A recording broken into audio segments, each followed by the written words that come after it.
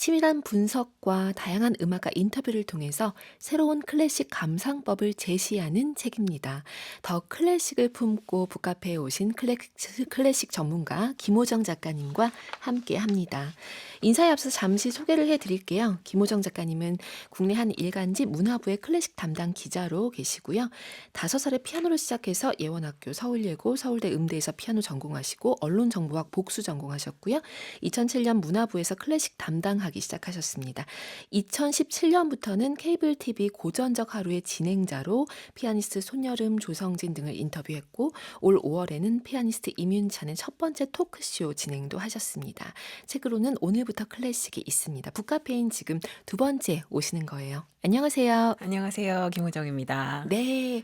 와, 얼마 만에 이렇게 또 뵙는 네. 건가요? 지난번 책 내고 한 3년 된 것 같아요. 아, 네. 그 사이에 북카페는 물론 이제 크리스마스 앞두고 네. 깜짝 있어서 놀랐습니다. 깜짝 놀라셨군요. 카페 인테리어 좀 바뀌었죠. 네. 네. 굉장히 이 맥시멀한 크리스마스 장식에 미니멈 아니고 네. 맥시머랑. 네, 제가 좋습니다. 굉장히 지금 마음이 이렇게 환해지는 아, 그런 느낌이고요. 그리고 네. 저의 또 이런 두 번째 책을 또 음. 초대해 주셔서 굉장히 감사한 마음으로 와, 달려왔습니다. 우리 북카페가 계속 이 김호정 작가님 책을 따라가고 있는 느낌 아우 드시죠? 네. 계속 따라오시면 계속 좋겠습니다. 따라오세요라고 네. 하셨습니다. 더 클래식 출간 축하드리고요. 이 책 어떤 마음으로 또 구상하셨는지, 네. 이 책 펼치면 초입에서부터 이제껏 없었던 들이미는 문법을 활용했다라고 네. 적어두셨더라고요. 네. 이것은 무엇인지 얘기 좀 네. 해주세요. 그렇습니다. 원래는 그러니까 제가 이 기사 시리즈로 어떤 거를 하면 좋을까 클래식에 대해서 네. 굉장히 좀 새롭게 늘 고민하지만 좀 새로운 형식을 계속 고민을 많이 했어요. 아, 그러면서 뭐 곡에 대한 거를 할까 작곡가 아니면은 좀 더 뭐 오디오에 대한 것을 해볼까 막 이런 생각을 굉장히 많이 네. 하다가 진짜 궁금한 게 뭘까 사람들이라는 생각을 했는데 왜 그렇게 맨날 베토벤, 모차르트, 뭐 바흐 이렇게 음, 똑같은 거를 왜 그렇게 맨날 다시 치고 도대체 여기서 무엇을 들어야 하는가에 대한 좀 어쩌면 직설적인 그런 고민들이 있었던 것을 네. 발견했어요. 그래가지고 그러면 이제 연주자들의 그 세계로 들어가 보자 해서 음, 도대체 어떤 연주를 한다는 것인가? 항상 우리는 저도 늘 음악을 글로 쓰면서 한계에 부딪히는 게 늘 뭐 어떤 뭐 진지하다 아니면 뭐 그런 표현들이 있잖아요. 뭐 아, 예술적이다라든지 네. 아니면 또 뭐 명료하다라든지 뭐 그런 표현들만 가지고 계속 그렇죠. 쓰는데 그게 아니라 그러니까 정말 물리적으로 다른 것들을 좀 짚어내 보자라는 음, 생각이 들었습니다. 그래가지고 연주자들이 이 부분에서 네. 이렇게 쳤다는 게 어떤 의미고 이렇게 연주했다는 게 어떤 의미고 그 소리가 다른 연주자들하고는 어떻게 다른 것이고 이렇게 해서 좀 아. 비교를 해보자라는 프로젝트로 시작했던 어찌 그런 글입니다. 네. 보면 지금 그 클래식 담당 기자로 이렇게 네. 꽤 오랜 시간을 또 맞아요. 흘러오신 네. 거잖아요. 살아오시면서 계속 반복되는 질문들에 대한 답을 스스로 찾으시면서 또 그것을 또 책으로까지 이렇게 네. 만들어내신 것인데, 네. 그래서 그 표현의 한계를 아마 언어의 한계를 좀 넘어서고 싶으셨던 것 같기도 해요. 네. 좀 구체적으로 하고 싶었어요. 네. 그 언어를 조금 더 이렇게 그냥 딱 떨어지게 하고 싶어서 더 언어까지 예술적이게 음, 하지는 말아보자라는 생각으로 네. 좀 시작했던 시리즈였습니다. 그래서 여기에는 뭐 연주법에 대한 뭐 구체적인 말들도 있지만 특히 이런 말들 굉장히 흥미롭게 네. 들렸어요. 뭐 네. 예를 들면 임윤찬에 대해서 얘기를 하시면서 네. 소리와 소리 사이의 간격을 조절하는 감각 이런 표현을 쓰시기도 네. 하셨고요.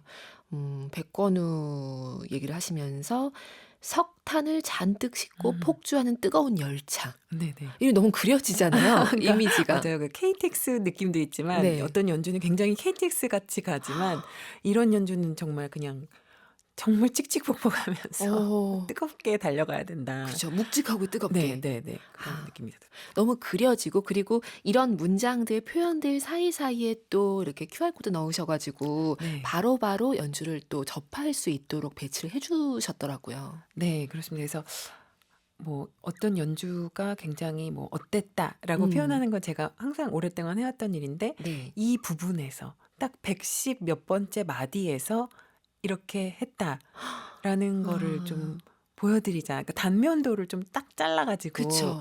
거기를 이렇게 정확하게 좀 음. 보여주고 싶은 그런 생각이었습니다. 그러니까 책을 읽는 내내 계속 옆에 계신 느낌이었어요. '자 여기.' 예. 이렇게 멈춰 세워서 예예예. '여기 좀 봅시다.' 하는 느낌? 네. 정말 그러고 싶어서 썼어요. 그러니까 제가 사실 라디오를 굉장히 좋아하는 네. 매체인데 그래서 네. 굉장히 애정하거든요. 그러면서 그냥 제가 라디오를 진행한다고 생각하고 아 "자 그러면 중간에. 음악 들어보고 오겠습니다." 하고 오. 하는 식으로 네. "여기입니다." 이렇게 딱 하는 식으로 계속 그 상상을 하면서 썼는데 딱 작가님이 짚어내 주신 것 그게 같습니다. 느껴졌고요. 네. 그리고 심지어 이게 책 가득 있습니다. 그래서 이 맞아요. 책을 읽는데 생각보다 너무너무 재미있어서 이야기는 금방 읽으면서도 이게 한 곡 한 곡 따라가면서 읽으면 굉장히 겨울 내내 즐길 수 있는 풍성한 네. 내용이 되기도 하더라고요. 맞습니다. 페이지가 여간해서 넘어가질 않는다고 QR 다 코드 들어야 찍느라고 되니까. 네 그게 또 너무 그런 좋아요. 네 근데. 일이 있습니다. 자 그리고 오늘 살짝 얘기해 주셨던 그 라디오에서 이렇게 잠깐 중간중간 들려주시면서 이 음악을 같이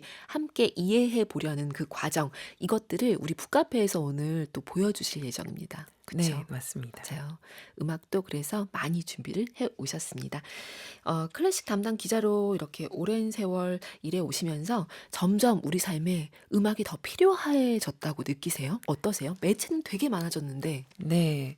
저는 정말 그런 것 같아요. 왜냐하면 그러니까 음악이 저는 정말 말이 해결하지 못하는 것들을 굉장히 많이 해결한다고 생각을 하거든요. 음악이. 네. 그래서 굉장히 말 때문에 생기는 일들도 많고 뭐 네. 그런 힘들게 하는 사람을 좀 그런 일들이 음. 많은데 사실은 그 이상으로 음악이 할 수 있는 일들이 많기 때문에 굉장히 네. 그러니까 우리가 항상 음악을 안 들을 수 없게 되는 이유가 저는 거기에 있는 것 같아요. 그래서 맞아요. 네 점점 더 음악이 필요해지는 것 맞는 것 같습니다. 점점 더 필요해졌다. 요 네. 얘기도 좀 여쭙고 싶습니다. 클래식계에서 2024 년은 어떤 해로 기억이 될지 네. 궁금해요.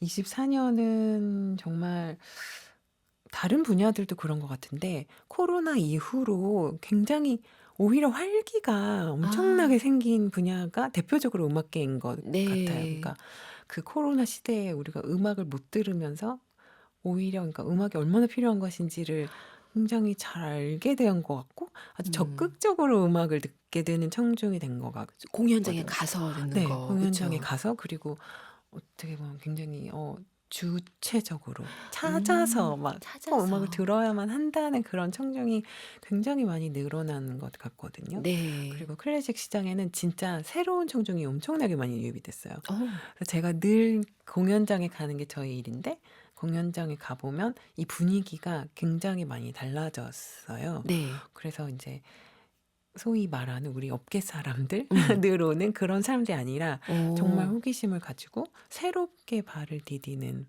그런 분들이 많아져서 와. 아주 특징적인 일들이 일어나고 있는 것 같습니다. 어렵지 않게 느끼는 사람들이 네. 늘어나고 있는 네 그런 것 거네요. 같아요. 그쵸? 네. 자 이 책에는 16 명의 쟁쟁한 음악가들이 이렇게 다 담겨 있습니다. 그중에서 첫 번째가 누군가 항상 네. 궁금하거든요. 첫 번째로 바로 이분을 두셨습니다. 소개해 주시죠. 네. 바로 피아니스트 백건우입니다. 네. 그래서 제가 얼마 전에도 이 백건우 피아니스트 독주회에 갔었는데 어 그러니까 지금 인제 활동을 한 지 60 년이 인제 된 거거든요. 네. 근데도 아직도 그 공연장이 티켓을 오픈하자마자 꽉 차더라고요. 아. 그러니까 다 매진이 되고 그러니까 아주 다양한 청중이 와서 음악을 듣는 것을 볼 수 있어요. 뭐 네. 연령이나 뭐 음. 성별이나. 그러면서 도대체 이 인 인지도 혹은 뭐 어떤 가까움, 청중과의 그 가까운 거는 어떻게 생긴 걸까라는 생각을 오. 굉장히 하게 됐는데 네. 그러면서도 인제 '그러면 도대체 백건우 피아니스트의 음악의 특징은 뭐지?' 또 그러니까 늘 "훌륭하다. 대가다." 이렇게 얘기하는데 '도대체 대가라는 게 뭐지?'라는 생각을 이렇게 자연스럽게 하실 수 있을 것 같아요. 그쵸. 그래 가지고 그 아주 대표적인 음악가 한국에서 딱 피아니스트 하면 떠오르는 굉장히 음. 상징적인 존재이기 때문에 제일 처음에 좀 '소개하고 싶다.'라는 생각을 했었습니다. 그렇군요. 네.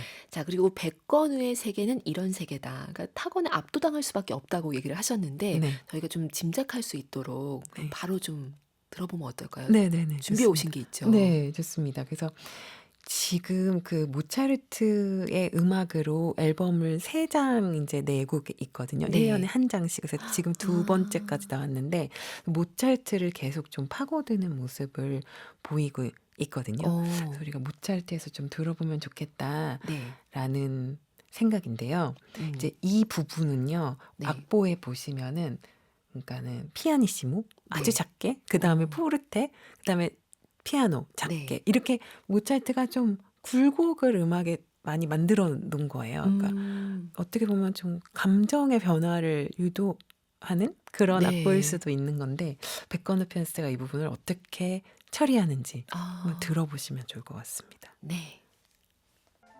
네. 지금 준비해 오신 백건우의 연주 이렇게 듣고 왔습니다. 네. 아 지금 이 말들을 상상하면서 들으니까 네. 또 이 곡이 좀 그냥 막연하게 들을 때랑은 다르게 네. 다가오는 느낌입니다. 그러니까 근데 이제 들으시면은 굉장히 이게 일희일비하지 않는 그 스타일이 딱 처음에 아. 들렸거든요. 네. 그래서 그러니까 그냥 굉장히 묵묵하게 길을 가는 그런 사람이 느껴지거든요. 그래서 이런 부분도 보면 아주 그거를 막 감정적으로 처리할 수도 있는데 네. 그러지 않고 굉장히 전체적인 그냥 선에서 이렇게 어. 굵은 선으로 처리하는 것을 좀 책의 다른 피아니스트랑 비교한 것을 들으시면은 더 어. 확실하게 들어오실 것 같습니다. 비교 어떤 피아니스트와 비교한 걸 제 들어볼까요? 책에서는 네. 조성진 피아니스트랑 했거든요. 그러니까 음. 그 조성진 피아니스트는 좀 더 샘여림 기호를 지켜서 네. 작았다가 커졌다가 또 작아지는 거를 했다면 어. 백건우 피아니스트는 좀 더 중간 정도의 그 샘여림에서 쭉 네. 유지해 가는 것을 들으실 수 있습니다. 그걸 지금 또 함께 듣고 오면 될까요, 네, 그러면? 그거는 이제 백건우 피아니스트로 들어보셨고요. 네. 그다음에 또 베토벤의 피아노 소나타로 어. 또 다른 피아니스트랑 비교를 해 보실 수 있을 것 네네. 같습니다. 듣고 네. 오겠습니다. 네. 이렇게 음악을 듣고 왔습니다. 네. 베토벤의 피아노 소나타 열정의 네. 3악장인데요. 어. 여기가 바로 제가 화물 열차 같다고 아. 표현한 부분이었거든요. 그래서 같은 부분을 또 얼른 잊어버리시기 전에 네. 또 예프게니 키신의 연주로 음. 좀 비교해서 들어보셔도 좋을 것 같습니다. 네. 네. 이렇게 두 연주를 비교해서 들으니까 좀 네. 재밌네요. 네. 확실히 조금 더 절제되어 있는 것을 느끼실 수 있을 거예요. 네. 정말 백건우 피아니스트는 막 피아노가 날아가 버릴 것 같이 그 부분을 끝까지 표현하는 그쵸. 것을 들으실 수 있습니다. 여기 책에 보니까 이 백헌우 피아니스트가 연주를 할 때 그 작곡가의 후손까지 만나고 작곡가가 걸었던 길을 직접 걷고 네. 하면서 잘 이것을 연주하기 위해 되게 네. 애쓴다라는 내용이 나와 있더라고요. 네, 맞아요. 그래서 항상 그 작곡가를 연주할 때 백건우 피아니스트랑 이야기를 나눠 보면 그 어떤 장면들이 계속 그려지도록 이야기를 해 주거든요. 그러니까 음. 아마 "그때 무엇을 보았을 거야."라든지 "주위 친구는 어떤 반응을 보였을 거야."라든지 해서 네. 영화처럼 이렇게 흘러가요, 그 작곡가에 네. 대한 이야기들이. 그래서 저는 연주에도 그런 시각적인 영향이 굉장히 많이 들어가 있다고 느끼는 피아니스트입니다. 이 60년 정도 이제 연주를 했다라고 네. 하셨는데 그러면 김호정 작가님이 이제 처음 백건우 피아니스트의 세계를 이제 일적으로 네. 딱 접하게 됐을 때로부터 시간이 좀 흐르긴 했잖아요. 그러니까 그렇죠. 그럼에도 불구하고 계속 뭔가 도전하는 것 같은 인상을 받으시나 봐요. 책에 보니까. 너무 심하게 그렇게 너무 인상을 심하게. 받습니다. 그렇군요. 네, 그렇습니다. 제가 직접적으로 인제 취재하면서 만난 지는 한 17년 이렇게 인제 된 것 어. 같은데요. 항상 새로운 거를 자꾸만 들고 다시 대중 앞에 나타나시는 거예요. 네. 그러면서 이번에 모차르트를 할 때도 이제까지 연주가 안 됐던 곡들을 어디에서 이런 곡들을 찾아냈는지 모를 음. 곡들을 막 골라서 앨범에 되게 많이 넣으시고 이런 걸 보면서 그러니까 늘 본인은 데뷔할 때라고 생각한다고, 지금이 또 네. 데뷔다, 또 데뷔다 이렇게 생각한다고 하셔서 네. 60년을 대중 앞에서 연주를 했는데도 늘 데뷔를 네. 생각한다는 것이 네. 놀랍습니다. 아직도 연주할 곡이 너무 많고 연주 안 된 곡도 너무 많다고 늘 한탄하듯이 이렇게 이야기를 하세요. 시간이 모자란 네, 느낌이네요. 맞아요. 그쵸. 딱 그렇습니다. 오늘 이렇게 일단 우리가 첫 번째로 백건우 피아니스트의 세계부터 열어봤습니다. 지금이 북카페 초대석 어깨쯤인 것 같은데요. 여기서 그러면 북카페 초대석 어깨 퀴즈. 어깨 퀴즈. 오늘의 문제입니다. 플라시도 도밍고, 호세 카레라스와 함께 세계 3대 테너라 불리는 이탈리아의 성악가 누구일까요? 이탈리아 모데나에서 태어났고 테너 베니아미노 지를리를 만나서 음악의 세계로 들어섰고 그가 부른 네슨 도르마 정말 유명합니다. 아, 이탈리아 모데나에서 태어났고 그가 부른 네슨 도르마 너무너무 유명하다라고 하셨는데 힌트 주실 수 있나요? 힌트 세계 3대 테너니까 다른 두 분을 얘기해 주시면 정말 강력한 네. 힌트가 될 것 같기도 한데. 플라시도 도밍고와 호세 네. 카레라스고요. 그리고 어. 어떻게 힌트를 더 드리면 좋을까요? 이미 주신 것 같은데요. 혹시 이분을 보면 어떤 생각이 드시는지. 이분을 보면요. 네. 굉장히 유쾌하고요. 아, 어린아이 같고요. 그리고 어린아이 같고. 네. 막 먹는 거 좋아하고 친구들 좋아하고 늘 그런 인상을 너무 그래서 대중의 사랑을 많이 받았죠. 와, 이번 책에는 이분, 이 퀴즈 정답인 이분의 장례식에 또 참여하셨던 얘기도 네. 실려 있더라고요. 네, 맞습니다. 각별한 어떤 인연이 또 있습니다. 이 정답 혹은 오답도 좋습니다. 근데 지금 세계 3대 테너 중에서 두 분 언급하셨고요. 다른 한 명이 오늘 정답이고요. 정답 아시면 사연으로 보내주시길 기다리고 있겠습니다. 음악도 가지고 오셨는 첫 번째 추천곡 어떤 거 들어볼까요? 네, 제가 크리스마스에 연말에 어울리는 좀 클래식을 들려드리고 싶었어요. 좋습니다. 근데 그 중에서도 아마 잘 못 들어보셨을 곡으로 골라왔습니다. 찾아오신 거군요. 찾았습니다. 근데 이것도 네. 왜냐면 백건우 피아니스트랑 연관이 있는 곡인데 음. 그 백건우 피아니스트가 저한테 이런 곡 들어봤어? 하면서 저한테 유튜브로 보내준 곡이거든요. 네. 그때 막 여름이었는데 지금 딱 생각이 났어요. 와. 근데 이제 이게 프란츠 리스트가 굉장히 보기 드물게 장수한 음악가였는데 근데 프란츠 리스트가 손녀를 위해서 손녀도 연주할 수 있도록 크리스마스 트리라는 제목으로 12곡을 지었어요. 와. 그래서 약간 이렇게 손녀를 무릎에 앉혀놓고 크리스마스를 앞두고 연주하는 느낌이거든요. 네. 그래서 그중에 첫 번째 오래된 크리스마스 노래라는 피아노 곡을 들려드리고 싶습니다. 좋습니다. 네. 그럼 이 음악을 듣고 와서 이야기 이어가도록 할게요. 윤고은의 EBS 북카페 초대석, 오늘은 중앙북스에서 펴낸 더 클래식을 품고 오신 김호정 작가님과 함께 이야기 나누고 있습니다. 정말 우리 모두 지금 눈과 귀와 마음이 바빠지고 있습니다. 지금 김호정 작가님이 준비해 오신 이 세계 안에서 굉장히 즐거운 산책을 하고 있는데요. 이번에는 손여름 피아니스트의 세계를 좀 볼까요? 여기서는 이런 얘기 쓰셨더라고요. 천재라는 말은 주위에서 사용해야 된다. 이게 오히려 제한할 수 있기도 맞아요. 하니까. 네. 근데 천재는 주위에서 사용해야 되지만 손여름이라면 이라고 이제 한 번쯤은 붙여보고 싶다. 그러니까요. 어떤 피아니스트인가요? 그러니까 얼마 전에도요. 그 본인이 이렇게 만든 오케스트라로요. 베토벤의 합창교향곡을 무대에 올렸었어요. 네. 지난주에. 근데 그때도 제가 느낀 점이 정말 디테일에 강하고 완벽주의를 추구하는 거의 기획에서도 그런 게 느껴졌거든요. 네. 그러니까 베토벤의 합창교향곡이 초연된 게 200주년이고 네. 그리고 작품 번호가 125예요. 그러니까는 합창단을 125명을 세우고 그러면 그리고 200명을 맞춘 거예요. 네. 그 나머지 75명이잖아요. 네. 그거를 오케스트라 71명, 그다음에 독창자 4명 이렇게 해서 정말 누가 세워보는 것도 아닌데 그런 정확한 그 완결성을 너무 중요시하는 사람인 거예요. 사람 자체가. 사람 진짜 이건 기질이기도 한 거예요. 기질인 그리고 거예요. 노력도 하시죠. 노력도 하고 그리고 굉장한 그런 기질을 갖고 있고 본인도 이야기하기를 그러니까 뭐 이런 것들이 이렇게 물건들이 앞에 놓여 있으면은 좀 색깔별로 이렇게 맞춰놓고 싶어지고 크기별로 이렇게 정렬하고 싶어진다라고 이야기를 하는데 네. 저는 정말 사람이 그 연주에 굉장히 무의식 중에라도 어쩔 수 없이 드러난다고 생각하거든요. 그렇죠. 네. 네. 그래가지고 그 연주를 들으면 정말 그 아주 세세한 부분이 그리고 그 정말 딕션이라고 제가 표현을 했는데 그 네. 모든 음의 딕션들이 너무나 쾌감을 주도록 들어와서 이렇게 딱 박히는 그런 연주라고 생각이 됩니다. 그러니까 피아노 위에 딕션 장인 이렇게 표현하셨어요. 이게 네네네. 너무 딱인 것 같아요. 어디 하나 누락되는 하나 없도록. 네, 맞습니다. 그러면서 그 음들이 아주 적절한 균형을 네. 가지고 이렇게 서로 같이 공존하고 있어요.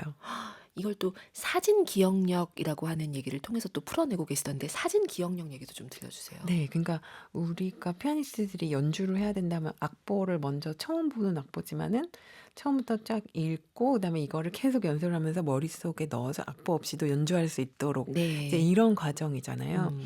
근데 손여름 피아니스트는 약간 악보를 이렇게 사진 찍듯이 다 외우기 때문에 저도 이 기억력이 없어서 사실 어떻게 설명해야 될지 가보지 않은 세계에 대해서 모르겠지만 짐작만 하고 있어요, 네, 지금. 이기 때문에 이 보통 사람이 가는 길을 굉장히 건너뛰어서 가요. 그렇기 때문에 아, 굉장히 많은 곡을 짧은 시간에 연주할 수 있고 네. 또 그렇게 연주를 할 수 있으니까 더 실력이 늘고 이런 식으로 그쵸. 이제 그걸 쌓아왔던 거거든요. 그 선순환을 통해서. 어, 그래서 이제 굉장히 그 음악에 대한 네. 경험치가 빠르게 높아진 그런 피아니스트라는 생각이 듭니다. 그렇다면 이 손여름 피아니스트의 연주를 계속 따라서 공연장에 가서 혹은 음반으로 듣는 네, 그런 청중들의 귀도 네, 굉장히 많이 막 네, 이렇게 올라가겠는데요. 네, 들을 맞아요. 수 있는 능력치도. 네, 정말 그래요. 그래서 어떤 곡이든지 그리고 이렇게 굉장히 생동감 있게 다 들리게 되고 그러니까 음, 너무나 다 그걸 구석구석 이해를 하고 있기 때문에 네. 듣는 사람에게도 아주 청사진이 딱 펼쳐지는 그런 연주라는 생각이 듭니다. 와, 그러면 이 세계가 무엇인지 책에 보니까 특히 모차르트 피아노 협주곡 21번 얘기하시면서 이 네. 연주 영상이 정말 너튜브에서 엄청난 네. 반향을 일으켰다는 얘기도 하셨거든요. 혹시 네. 그 곡을 준비를 네, 하셨나요? 그 곡을 준비를 했는데요. 그러니까 이 모차르트의 정말 밝은 면이 보이는 그런 음, 작품인데 네. 그 손여름 피아니스트의 이 부분을 들으시면 그 하나하나가 정말 그 자갈밭에서 맨발로 걸을 때처럼 음들이 느껴지거든요. 모든 음들이. 오, 근데 그 뒤에 우리가 계자한다의 연주를 들을 건데 네. 계자한다의 모차르트가 굉장히 유명한 앨범이고 이 곡에 있어서 굉장히 정본으로 자리 잡은 그런 음, 해석인데 손여름 피아니스트랑 비교했을 때 보다 좀 부드럽게 표현이 되어 있는 것을 또 아, 들으실 수 있을 겁니다. 자갈밭의 감각과 조금 네. 다른 감각인 네. 거죠. 네. 저희 비교를 해보도록 하겠습니다. 네. 먼저 손여름 연주 버전부터 들어보는 거죠. 네. 와, 그럼 저희 잊기 전에 바로 비교를. 맞습니다. 또 네, 계자안다의 연주로 들어보면 좋겠습니다. 네. 네, 두 곡을 이렇게 비교를 해보니까 확실히 다릅니다. 네. 달라요. 네, 그렇죠. 네. 확실히 좀 추구하는 소리가 다른 것 아, 같아요. 추구하는 소리가 다르다. 네. 저는 이런 비유는 좀 어떨지 모르겠는데 네. 이게 좀 누가 되지 않을까 싶은데 제 개인적인 감상은 그냥 앞서 그 손여름 피아니스트의 연주를 들었을 때는 제가 너무 좋아하는 네. 스타일의 네. 리조또가 떠올랐어요. 모든 쌀 알이 알덴테. 네. 탁탁탁탁탁 이렇게 다 살아서 터지는 것 같은 느낌? 네. 눌리거나 한 거 없이? 네. 너무 재밌는데요? 너무 좋은 표현이신 것 근데 같습니다. 괜히 리조또에 비하는 게 조금 그렇긴 해서. 자, 그러면 이번에는 더 클래식의 어떤 한 부분을 김호정 작가님 목소리로 바로 좀 들어보도록 하겠습니다. 어떤 부분 읽어주실 건가요? 네, 저 바이올리니스트 정경화 씨의 어, 스토리를 좀 들려드리고 스토리. 싶었어요. 음악에 대한 묘사 같은 것보다도 저는 그 스토리에 집중해서 좀 이번에 써봤거든요. 그래서 좋습니다. 네, 한 음악가가 탄생할 때 그를 둘러싼 이야기들도 굉장히 중요한 거죠. 네, 맞습니다. 네, 저희 어떤 이야기일지 바로 낭독 듣고 이어가겠습니다. 네, 더 클래식에서 정경화 바이올리니스트의 이 엄청난 점프를 담은 네, 부분이었습니다. 네, 김호정 작가님 목소리로 만났습니다. 드라마 같아요. 정말 드라마의 한 장면 같죠. 네. 네, 이게 지금 선택의 기로인데 여기서 그래요. 네, 다 다음에 차려지면 그때 하겠습니다. 할 맞아요. 수도 있잖아요. 네, 그냥 제안을 받았으니까. 네, 그런데 당돌하게 앙드레 프레빈이라는 당대 최고의 정말 지휘자의 눈을 똑바로 보면서 어. 너 이 곡 몰라? 이렇게 한 거죠, 말하자면. 와, 대단합니다. 네, 이 한순간의 선택이 어찌 보면 정경화 바이올리니스트가 대중의 사랑을 받게 되는 시점을 조금 더 앞당긴 것은 사실이잖아요. 맞습니다. 그쵸? 네, 네. 아마 이게 아니었어도 이제 언젠가는 언젠가는 네. 그랬겠지만 그렇겠네요. 네. 네. 근데 좀 더 빨리 만나게 된 거예요. 맞습니다. 네. 이분을 골라오신 이유가 뭐예요? 제가 사실 이 책에서 이렇게 낭독을 할 만한 부분이 계속 음악이 아. 계속 끼어 있기 때문에 네. 좀 쉽지가 않았었거든요. 근데 사실 이 내용을 기사로 그러니까 콘텐츠로 먼저 공개했을 때 음. 반응이 굉장히 좋았어요. 이 부분에 아. 대해서 굉장히 좋았었어요. 그래서 사실 막 한국 사람이 한국이 어디 있는지도 모르던 막 그 유럽 사람들에게 네. 딱 가서 이 차이콥스키 바이올린 협주곡으로 완전히 활로 찔러내듯이 이렇게 그 연주를 하는 장면을 좀 그려내는 것만으로도 사실 기분이 좀 좋아져서 맞아요. 우리 카페인 분들하고도 같이 좀 기분이 좋아지고 싶어서 선물이네요. 선물로 네, 골라왔습니다. 어찌 보면 지금으로부터 한 50년도 더 전의 얘기이기 때문에 맞습니다. 지금의 분위기랑은 다른 거 아니에요. 완전히 다르죠. 그 당시 네. 유럽에서의 한국 음악가의 데뷔라고 하는 것이. 그렇습니다. 그래서 더 이제 근데 그때는 또 이렇게 막 세세히 알려지지는 못했던 거예요. 미디어의 발달이 또 아. 달랐기 때문에. 그래서 네. 좀 그거를 더 자세히 장면으로 그려내고 싶었어요. 너무너무 진짜 선물 같은 장면 이렇게 만나봤고요. 이어서 선물 하나 더 풀어보도록 하겠습니다. 음악 두 번째 곡 어떤 거 준비하셨나요? 네. 제가 이번에는 좀 가장 좀 너무 클래식 같지 않은 곡들로 요번에 다 세 곡을 아. 골라오고 싶었는데요. 네. 그래서 그냥 이렇게 들었을 때 '이 곡 뭐야? 너무 좋은데?' 라는 곡이 뭘까 계속 고민을 했어요. 그러다가 인제 히나스테라라는 그 남미 작곡가의 네. 그 춤곡인데 굉장히 우아한 춤곡입니다. 그래서 그 네. 히나스테라의 아르헨티나 춤곡 중에서 우아한 소녀의 춤이라는 피아노 곡을 골라왔습니다. 네, 좋습니다. 마르타 아르에리치 연주로 저희 듣고 가겠습니다. 윤고은의 EBS 북카페와 함께하고 계십니다. 더 클래식 쓰신 김호정 작가님과 얘기 나누고 있고요. 오늘 퀴즈 정답도 많은 카페인들 보내주고 계시고요. 아예 작정하고 재미난 오답으로 보내주시는 분들도 계십니다. 지금 네. 하승성님 짜파게티라고 보내주셨습니다. 이런 오답도 있고요. 그리고 이제 정답도 많이 많이 보내주고 계십니다. 이번에는 우리 피아니스트 임윤찬 만나볼까요? 네. 요새 아주 가장 관심을 많이 받고 있고 네. 그리고 "아니 내가 이렇게 클래식 좋아했었어?" 라고 말씀하시는 분들도 막 나타나고 있는 것 같아요. 이 피아니스트 네. 임윤찬 때문에. 네. 그래서 책에 좀 여러 챕터를 할애해서 그쵸. 넣었습니다. 작가님께도 좀 특별한 느낌이었어요. 이 네. 인터뷰 하신 데서 굉장히 애정이 막 묻어나기도 하고 그리고 많이 배우기도 했습니다. 임윤찬의 악보 속 메모 같은 것들 네. 19절처럼 써둔 그런 맞아요. 것들 이런 게 이게 진짜 비기구나라는 생각이 들기도 했고요. 네. 그러니까요. 그러니까 악보대로 정확하게 잘 연주하는 거는 인제 사실 아무 어떻게 보면 중요하지만 의미가 없는 시대가 됐다고 생각하고 사람들이 매력을 느끼는 포인트가 좀 네. 다른 거죠. 거든요. 네. 근데 그게 인제 본인의 항상 머릿속에 어떤 아주 특별한 상상의 장면들이 들어있고 그리고 그거를 인제 표현하기 위해서 그런 테크닉과 기교들을 갖추는 것이지 네. 항상 이 임윤찬 피아니스트에게서 정말 좀 다른 점을 느끼신다면은 저는 그 머릿속에 있는 어떤 상상의 세계 때문인 것 같다는 생각이 듭니다. 그러니까 이게 정말 앞서 얘기하신 것처럼 소리와 소리 사이의 간격을 네. 조절하는 네. 별로 두려움을 느끼지 않는 거예요. 그쵸? 네. 맞아요. 이게 내가 원래대로 딱 그러니까 백건우 피아니스트랑 약간 느낌이 다른 거죠. 많이 다르죠. 많이 많이 다르죠. 다르죠. 많이 네. 다른데 사실은 많은 피아니스트가 자신의 개성을 표현하기 위해서 굉장히 많이 바꾸기도 하거든요. 원래의 음악의 뉘앙스들을. 근데 네. 그게 어떻게 보면 되게 위험하고 또 들었을 때 되게 거부감이 드는 경우가 굉장히 많아요. 이게 막 200년, 300년 동안 들어왔던 것들이 있는 건데 네. 근데 인제 그 수위를 지킨다는 게 진정한 사실 예술적 감각인 것 같거든요. 그러니까 불쾌하지 않게 만들면서 그쵸. 자신의 주장을 하는 것. 음. 근데 그게 어떻게 타고나야 되는 사실 감각인데 그걸 좀 가지고 있는 피아니스트라는 생각이 듭니다. 수위 조절의 감각. 수위 조절. 진짜 많네요. 네. 자, 그러면 어떤 느낌일지 저희 곡을 통해서 좀 짐작을 해보도록 하겠습니다.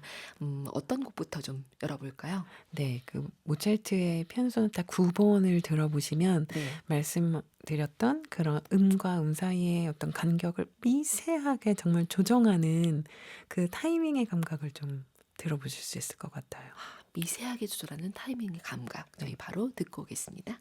한번 그 강조해 주시는 것이 지금 모차르트 네. 피아노 소나타 9번 연주인 네. 거죠? 네. 제 책에는 그 모차르트 피아노 소나타 9번 연주에서의 그 연주를 모차르트의 또 굉장히 규범적인 또 네. 해석이라고 할 수 있었던 우치다 미츠코를 어, 비교해서 들어보는 네. 것으로 들어가 있었습니다. 그러니까 네. 만약에 우치다 미츠코도 그렇고 아까 이제 손여름 연주, 네. 백건우 연주 쭉 하면서도 이렇게 비교했었던 다른 그 연주자들도 그렇고 다들 훌륭한 그러니까 정본의 연주를 보여주는 네. 사람들이겠지만 이 책에서는 더 클래식에서는 뭔가 약간 밀린 느낌이 드는 것 같아요. 그러니까요. 제가 굉장히 조심했던 사실 네. 부분인데. 근데 네. 이거는 뭐 제가 밀렸다고 얘기하긴 했지만 전혀 다른 스타일을 이제 비교하다 보니까 이게 도드라지게 느껴지는 거죠. 맞아요. 맞아요. 예, 맞습니다. 집중이 아무래도 임윤찬 연주 쪽으로 좀 더 가게 된 것 같아요. 네, 맞아요. 그러니까 사실은 굉장히 피아니스트들이 이렇게 처음에 자기의 경력을 시작하면서 연주를 할 때 네. 참고할 것들이 너무 많잖아요, 그쵸. 요새는. 그래서 당연히 우치다 것도 들어볼 것이고, 음. 뭐, 키신도 들어볼 것이고, 한데, 거기에서 이제 그 해석을 따라가지 않는 것. 사실은 어, 너무 서로 인정을 하는 그런 해석이지만 네. 자기 얘기를 넣을 수 있는 것이 이제 음, 중요한 거거든요. 그래서 그쵸. 그 지점이 여기에서 이제 시작했다라는 것을 보여주기 위한 그런 음, 비교라고 이해를 해주시면 좋을 것 음. 같습니다. 저는 이 임윤찬 편 쓰시면서 작가님이 좋은 연주는 머물지 않는 연주다라고 네. 얘기하신 것도 굉장히 밑줄 긋고 싶은 문장이었거든요. 네. 어떻게 그렇게 생각하시는지도 좀 더 얘기를 해주셔도 좋을 것 같아요. 네. 정지하지 않아야 한다라고 얘기를 하셨거든요. 맞아요. 그러니까 똑같은 곡을 연주할 때도 어떤 음악가들은 딱 내가 내고 있는 이 그리고 이 부분에 굉장히 음, 집중해서 거기에 좀 이렇게 매몰되어 있는 연주자들이 있는데요. 네. 그렇지 않고 어떤 연주자들은 계속해서 앞으로 정말 물결이 밀려가듯이 다음 부분으로 흘러가는 것이 느껴지거든요. 네. 그래서 사실은 음악이 진짜 엄청난 시간의 예술이기 때문에 음. 어떻게 하느냐에 따라서 남의 시간을 굉장히 뺏는 거일 수도 있는 거라고 생각해요. 그렇죠. 네. 남의 시간, 타인의 어떤 네. 시간과 관심과 모든 것을 네. 잠시 이렇게 빌려오는, 맞아요, 끌어오는 맞아요. 느낌인 건데. 그거를 어떻게 연출을 사실 해서 계속 앞을 음, 기대하게 만들고 그 다음 음을 들을 수 있게 끌고 가고 네. 이런 것도 사실 굉장히 본능적인 것일 수도 있는데 그쵸. 그런 연주자들이 사실 두드러지게 딱 있습니다. 근데 음, 이문찬도 사실 그 중에 굉장히 대표적인 피아니스트라는 생각이 와. 들어요. 이 책에 그 인터뷰도 수록이 되어 있는데, 김호정 작가님이 이런 질문 던지셨어요. 임윤찬 연주자에게 그렇게 매일 산을 넘는 그 행복감이라는 게 어떤 것인지 네. 있느냐 질문을 했더니 임윤찬 피아니스트가 거의 없어요. 한 번도. 이렇게 대답을 하더라고요. 네. 그러니까요. 그러니까 굉장히 자기 비판적인 그런 기질을 정말 가지고 어, 있는 사람이고요. 네. 그래서 제가 마지막에 그래도 이제 토크쇼를 하고 나서는 너무 그렇게 비판적인 그리고 늘 그렇게 좌절하는 어떤 자신이 생각하는 예술적 이상 앞에서 좌절하는 사람을 그려낸 것 같다라는 생각이 들어서 그래도 한 번쯤 그렇게 행복했던 순간, 진정으로 기뻤던 순간을 좀 한번 떠올려 주세요라고 했더니 네. 진짜 내가 생각했던 소리와 음이 나왔을 때 음. 그때 그 행복감은 어떻게 표현할 수가 없다. 뭐 이런 답을 다시 해줬어요. 네. 그래서 아마 그 짧은 정말 찰나의 그냥 기쁨 때문에 계속해서 벽에 부딪히고 자기는 안 된다고 생각하는 과정을 견뎌가는 것이 아닐까라는 네. 그런 생각이 들었습니다. 그렇군요. 네. 그렇다면 한번 우리 임윤찬의 그 연주 스타일을 또 만나볼까요? 지금 한번 네, 음악으로 다시 한번 살짝 모차르트를 네. 들어보도록 하겠습니다. 윤고은의 EBS 북카페와 함께하고 계십니다. 지금 이렇게 이민찬의 연주까지 만나고 왔고요. 이 책에는 조성진, 조수미, 뭐 이렇게 쭉 지금 정명훈 굉장히 많은 한국 뮤지션들이 언급이 되어 있고 또 세계 곳곳의 뮤지션들이 또 많이 남아 있습니다. 나와 있는데요. 네. 그 중에서 제 눈길을 좀 더 끌었던 것은 한국 클래식계의 이제 미래를 아주 네. 멀지 않은 미래, 그쵸? 네. 현재이자 동시에 앞으로의 미래를 또 가늠해 볼 수 있는 그런 정말 젊은 연주자들, 작곡가들 언급을 하셨더라고요. 이 부분 너무 네. 재밌어서 좀 네. 들려주시면 좋을 것 같아요. 네, 맞습니다. 그래서 사실 제가 이 글들을 쓰면서 뭐 이문찬 피아니스트의 이런 부분을 좀 들어보세요라고 계속 얘기를 하는데 지금 티켓이 없어서 들을 수가 없으신 거예요. 너무 인기가 많고 이제 막 맞아요. 정말 클래식 공연장은 항상 2,000석으로 너무 제한이 딱 되어 있기 때문에 네.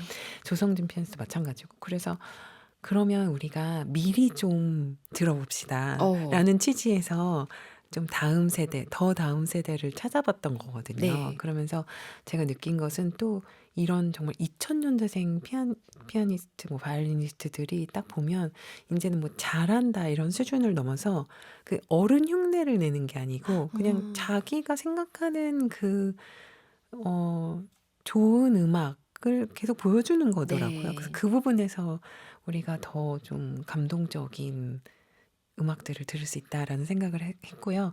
그리고 특히 뭐 작곡하는 2006년생이거든요. 어, 그래서 이하늘이라는 작곡가가 이하늘이. 네. 아마 앞으로 굉장히 세계적으로도 많은 활동을 하게 될 것 같고, 음, 그리고 또 뭐 바이올린 하는 김서현, 네. 첼로의 김정아 이렇게 해서 제가 좀 포함을 책에 시켜봤습니다. 그래서 미리미리 이런 블루칩들을 좀 보시면 좋지 않을까라는 생각입니다. 우리를 이 클래식 음악으로부터 떨어지지 네. 않도록 굉장히 여러 면에서 이렇게 새로운 그물망으로 재료를 네. 막 드립니다. 그러니까요. 자, 그리고 오늘 어깨 퀴즈 정답도 발표를 해야 합니다. 오늘의 문제 이거였죠. 플라시토 도밍고, 호세 카를라스와 함께 세계 3대 테너라 불리는 이탈리아 성악가, 아이 같았던 성악가 누군가요? 네, 바로 루치아노 파바로티입니다. 파바로티입니다. 파바로티 장례식에 가셔서 그때도 느끼셨던 것이 있죠. 네, 그래서 제가 책의 마지막에 거의 작별 인사처럼 장례식 이야기를 쓰고 싶었던 건데요. 네. 그래서 거의 그 모든 도시의 사람들이 다 모여서 파바로티를 떠나보냈던 그 아, 장면이 아직까지도 기억에 납니다. 그렇군요. 모데나라고 하는 그 고장의 자랑일 것 같아요. 뭐 네, 거기뿐만의 자랑은 아니겠지만요. 맞아요. 그 발사믹 식초와 페라리 자동차와 아, 더불어서 3대 아, 자랑이었죠. 그렇군요. 네. 파바로티. 오늘 정답 보내주신 분들 중에서 5106 쓰시는 카페인님, 7906 쓰시는 카페인님, 8781 쓰시는 카페인님 이렇게 세 분께 김호정 작가님의 자필 사인과 북카페 에디션으로 그림까지 그려드릴 건데요. 더 클래식 선물로 드리겠습니다. 북카페 홈페이지 선물방에 이름 확인하시고 주소 꼭 남겨주시기 바랍니다. 세 분. 저희 북카페 에디션 살짝 얘기 드렸는데 네. 이것은 미리 상의를 했어야 했는데 오늘 음악을 체크하느라고 상의를 못 드렸어요. 네. 북카페 오늘 사인하실 때 네. 오늘만 그리는 어떤 다정한 그림 제가요? 이런 거 예. 항상 많은 작가님들이 제가요? 아, 그렇죠. 김호정 작가님이 무엇을 그려주실까 이걸 좀 여쭙고 싶었는데 네. 그리고 싶으신 게 있나요 혹시? 뭘 그릴까요? 혹시 그런 직업이 음악 기자시니까요. 네. 클래식 전문 기자로서 네. 취재하실 때 꼭 챙겨가시는 거 혹은 어떤 중요하게 여기는 물품 같은 게 있는지 궁금합니다. 저는 악보를 보면서 음악을 듣는 걸 사실 굉장히 좋아하고 악보를 높은 보면 음자리표를 그려드릴까요? 높은 음자리표 네. 좋습니다. 네. 높은 음자리표. 왜 낮은 음자리는 아니고 높은 음자리? 예쁘잖아요. 예뻐서. 항상 궁금했거든요. 많이들 높은 음자리표는 그리시는데 네. 낮은 음자리표는 잘 안 그리시는 것 같아가지고 네, 예뻐서였다고 합니다. 예뻐서. 자, 그러면 오늘은 김호정 작가님의 높은 음자리표 네. 이것을 북카페 에디션으로 만들어 드릴게요. 오늘 끝곡은 어떤 걸로 준비하셨나요? 네. 마지막 곡도 좀 클래식의 그런 고루한 이미지가 아니라 완전히 신나는 곡으로 들려드리고 싶었습니다. 제 책에도 레너드 번스타인 이야기가 나왔는데 레너드 번스타인의 웨스트 사이드 스토리 중에서 mambo라는 신나는 춤을 들어보고 싶습니다. 이 곡을 들으면서 오늘은 마무리하겠습니다. 작가님 오늘 만나서 즐거웠습니다. 네, 감사합니다. 다음 책도 기다릴게요. 네, 감사합니다. 카페인 분들 오늘도 고운 하루 만드세요.